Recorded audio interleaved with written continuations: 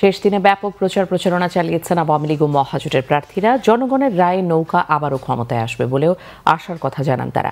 এদিকে প্রচারণায় বাধা দেওয়া হচ্ছে অভিযোগ করে বিএনপি প্রার্থী মির্জা আব্বাস নির্বিঘ্নে ভোট দেওয়ার পরিবেশ সৃষ্টির দাবি জানিয়েছেন।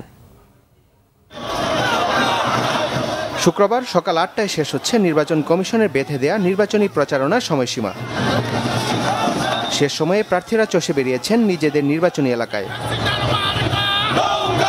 ঢাকা ১২ আসনের প্রার্থী আসাদুজ্জামান খান কামাল বলেন, জনগণের স্বতঃস্ফূর্ত ভোটের মাধ্যমে আবারও ক্ষমতায় আসবে আওয়ামী লীগ। সর্বস্তরের জনগণ আজকে নেমে আসছে মিছিলে আমাদের মাননীয় প্রধানমন্ত্রীর সঙ্গে একাত্মতা প্রকাশ করতে নৌকা মার্কায় ভোট দেওয়ার জন্য।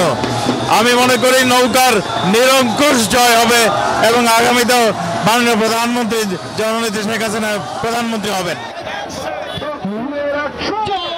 প্রচারণার কমতি ছিল না ঢাকা ৬ আসনের মহাজোট প্রার্থী কাজী ফিরোজ রশিদেরও।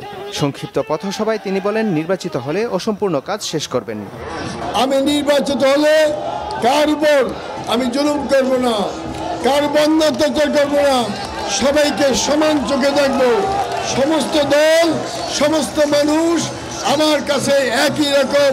লাঙ্গলে ভোট দিলে শেখ হাসিনা প্রধানমন্ত্রী হবে, লাঙ্গলে ভোট দিলে মহাজোটের সরকার গঠন হবে।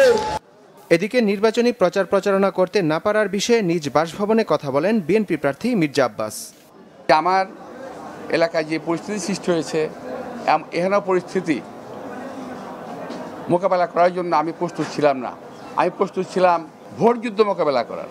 আমি এলাকার সব ভোটারদেরকে অনুরোধ জানাবো, আপনারা নির্ভয়ে কিংবা অকুত ভয়ে এই ব্যালট যুদ্ধে অংশগ্রহণ করবেন। অন্যদিকে কারওয়ান বাজার এলাকায় গণসংযোগ করেন গণসংহতি আন্দোলনের প্রধান সমন্বয়কারী ও ঢাকা ১২ আসনের কোদাল মার্কার প্রার্থী জোনায়েদ সাকি। রিয়াদ তালুকদার, বাংলাভিশন, ঢাকা।